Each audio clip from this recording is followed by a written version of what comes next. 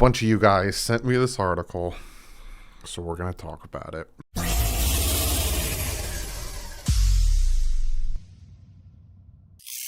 What is up, Fin fans? Saturday night. It's late Saturday night. It's like 12:30. And a lot of you guys have sent me this article from Omar Kelly.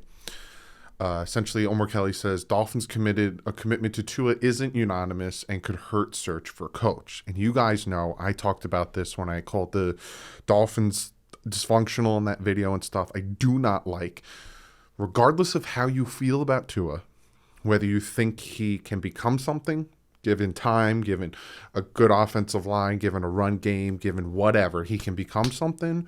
Or if you think that he's a bust, he's done, he's not going to be good, we need to go for Rodgers, Watson, Wilson, Christmas, Santa Claus, whatever you want to say. The fact that the Dolphins came out and made it known in a presser, which I wish they didn't do that. We want to build around Tua. We want the head coach to essentially work around Tua. They didn't say that verbatim, but you know what I'm saying? Bothered me. And I'm like, you just cut your list and your candidates in half. Now, they said in any unforeseen conclusion or whatever, again, I don't know verbatim, that things could change. And I'm hoping that if a head coach comes to them and says, yeah, I could work with Tua, or listen, Tua doesn't seem like he's going to be ready, or he seems like he's holding this team back, yada, yada, the Dolphins will realize this is a good head coach with a good criteria, with a good past, with winning under his belt. Let's listen to him and whatever.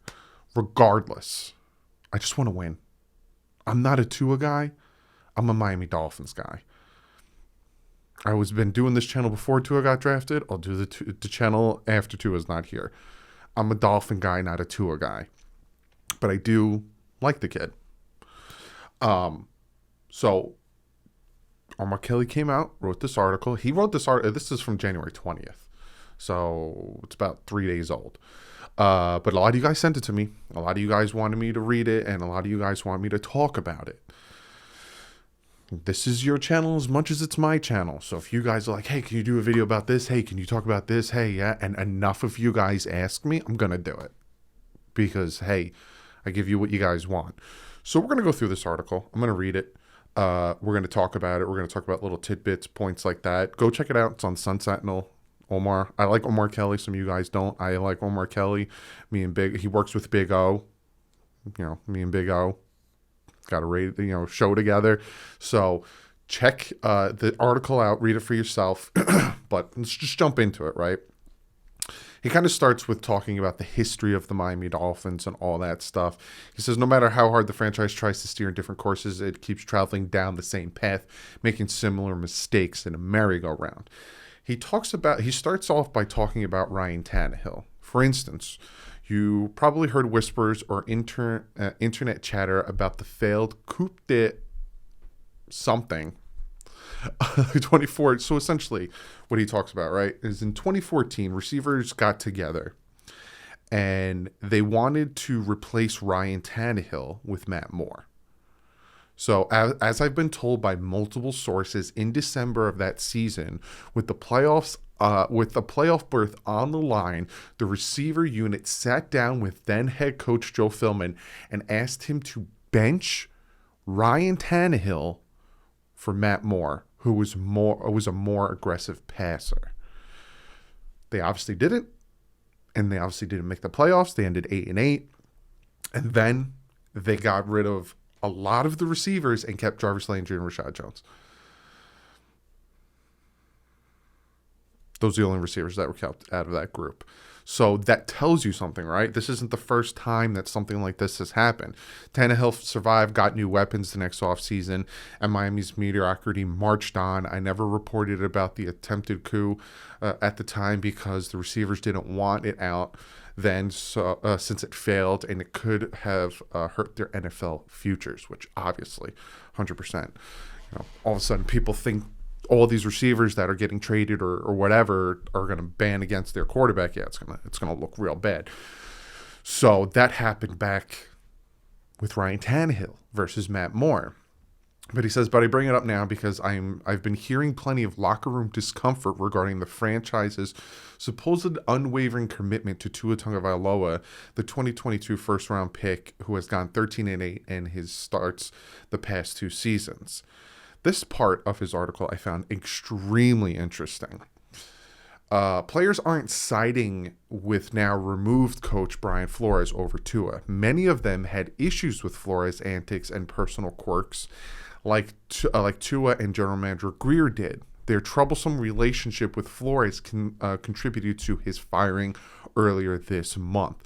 So again, he doubles down on everything else I told you about, the little behind-the-scenes story about Brian Flores, that is another reason why Flores got fired. I know I read a lot of comments of people getting upset that Flores got fired, but a lot of the things started stacking up to show and made sense of why Flores got fired. And if he lost his locker room and a lot of his players didn't want him here anymore, and is a good reason why he got fired, well, he got fired.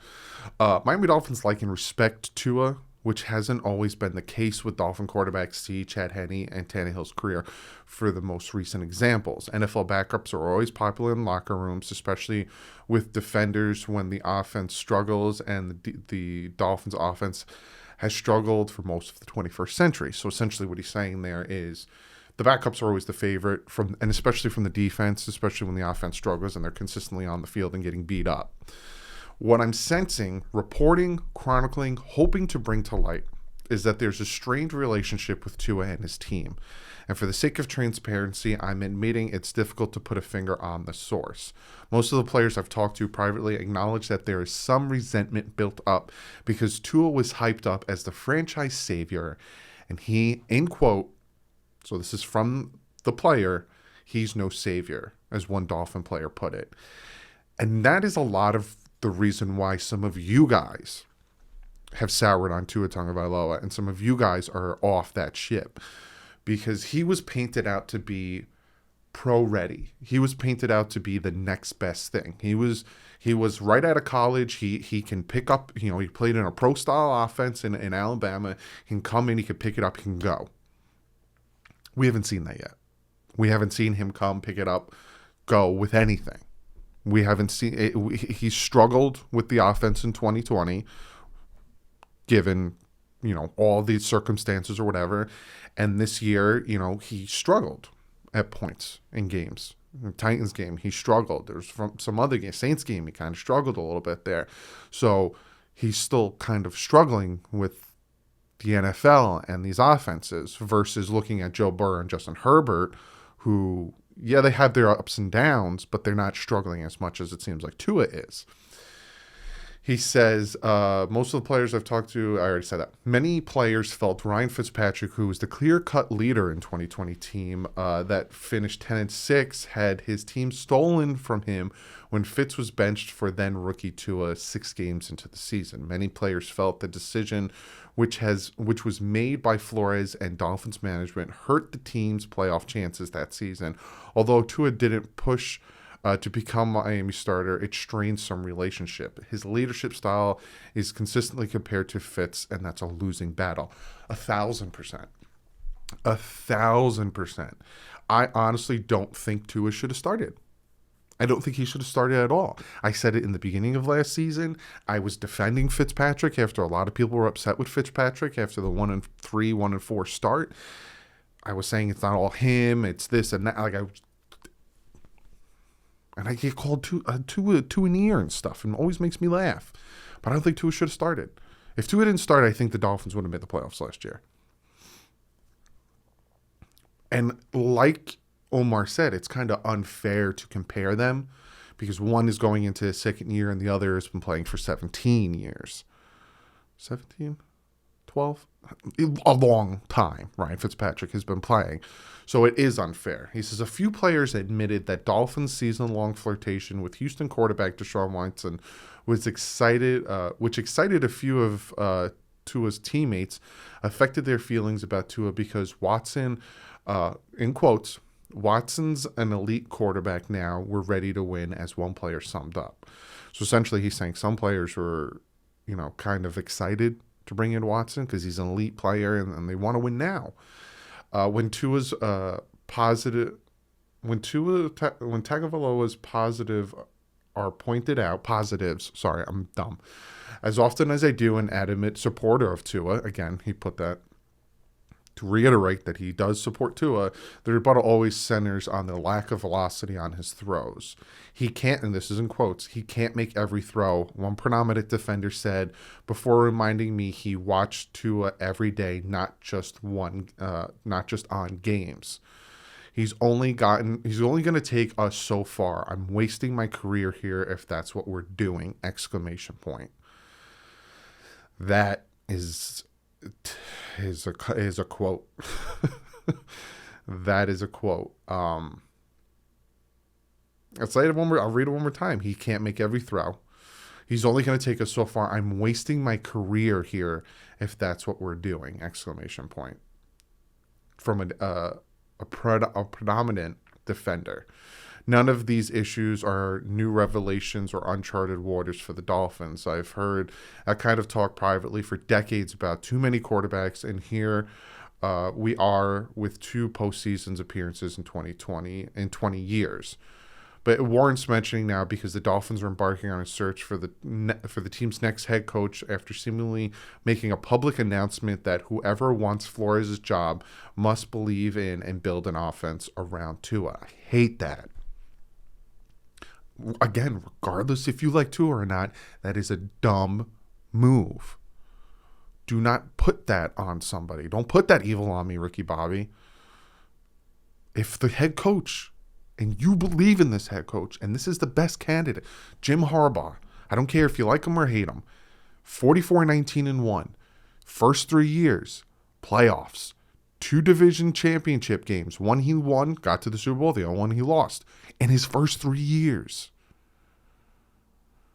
If he comes to me, I'm Stephen Ross. Hey, Steve, I'm ready to leave Michigan. I want to be your next head coach. But listen, I don't think Tua is the guy. I think you should go for Aaron Rodgers, Russell Wilson, Deshaun Watson, take Dan Marino out of retirement, dig up wherever you need to.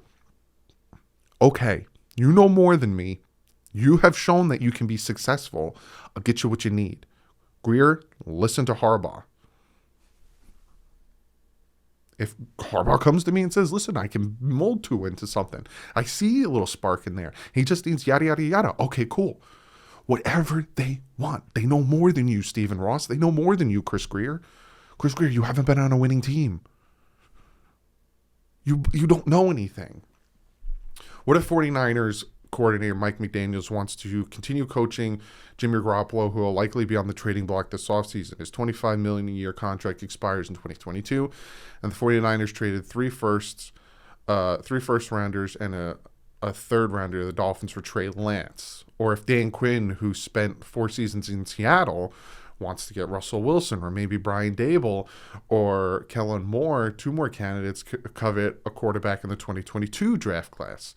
How about Miami Dolphins decision makers simply listen to candidates' unbiased opinion of Tua? That's what I'm saying. Me and Omar, you got to come on the channel, my man. Me and you. And their game plan at quarterback before stacking the deck and potentially turning off candidates. Yes. I've been saying that. This is why Dolphin players would prefer it to be out there that not everyone supports the organization's stance on unwavering commitment to Tua, and that players would prefer that he at least be given legit competition this offseason. Yes. And must win the job in a training camp battle where a new offense is installed. This isn't about not believing into his future potential or promise. This is about ensuring the franchise course its trajectory isn't tied to it, and that a general manager's desire to prove he was right on the quarterback selection 2 years ago doesn't hold the team back for the rest of the decade, like some of the Dolphins' other unwavering commitments to lackluster quarterbacks. Fantastic article. Absolutely fantastic article, and he nails it. Don't just tie yourself to one player. I said that. So, and the thing about the quote, because I people keep throwing that quote around. Yeah. I don't see practice. And he doesn't make throws when I break down the all 22. He's inconsistent on his throws. So this defender's not wrong. He's not wrong. He can't make every throw. He's only going to take us so far. I'm wasting my career here. That's his opinion. That's how he feels. He watches him during practice. We don't watch him during practice. During practice, he's not getting rushed. During practice, he can't get hit. So if he's not making these throws during practice, that's a problem. Again, I'm not watching practice. I can only go off of the game. I can only go off of the all 22. But the gist of this article isn't about this quote. Isn't about the fact that some of the players are worried that Tua's not going to take them to the next level and they don't want to waste their career here. That's not the gist of this article. Literally, the name of the article, Dolphins' commitment to Tua isn't unanimous and could hurt search for a coach. Yes. He even named some guys. He even, Dan Quinn, he even named a bunch of guys that literally are saying, if they come in and say, I want to go with this guy, I feel more comfortable with this guy, don't say, oh, okay, well, we're going to have to go on to the next guy because we want to see what Tua can do. Because Chris Greer, you can't own up to a mistake, or you can't own up to, okay, maybe he's not good for us. Maybe I made the wrong choice. Let's move on and let him grow with another team and potentially get better, and we will find that guy for us. Sometimes you just got to own up to your wrong. Sometimes it feels good to just say, I was wrong about that. My bad. So that's what I'm getting from this article. Plain and simple. Am I saying they should move on from Tua? I don't know. I don't see him at practice. I see him on film. Do I think he can get better? Yes. I just watched Jimmy Garoppolo. Jimmy Garoppolo beat the Packers and is now in the NFC Championship. Jimmy Garoppolo, he played horrible the last two games. The wildcard game and this previous game played horrible. I watched a championship game that involved Tom Brady, Nick Foles, Kirk Cousins, and Blake Bortles. Besides Tom Brady, Kirk Cousins, Nick Foles, Blake Bortles. I just watched that happened. And Tom Brady lost to Nick Foles. So to sit here and tell me, or for me to sit here and tell you that Tua sucks and he's not going anywhere and we need to get rid of him, blah, blah, blah, blah. No. I think he could do something if he's in the right system with the right things around him. Yeah, of course. But if the Dolphins are ready to move on and their head coach comes in, or the top head coach candidate doesn't think it's the right move, listen to that guy and hire him. If it's Jim Harbaugh, if it's Dan Quinn, if it's Doug Peterson, those are three guys I want. Say, I think it's time to move on from Tua. Listen to them. They've all been to a Super Bowl and know what they're doing. Or if the three of them say, I could do something with Tua, let's see what we could do. But I'd also like insurance. I'd also like to bring in yada, yada, yada to compete. That's the other thing that Omar brings a very good take in there. Compete. Don't just hand the keys to Tua. We'll see how it all pans out. But it's a good article. Thank you guys for sending it to me for me to react. Comment below. Let me know what you guys think. But other than that, I'll see you guys, I think, maybe tomorrow. But you'll definitely see Tuesday. Me and Big O are going to get back together. We have a lot to talk about. But other than that, guys, like usual, stay classy. And fins up.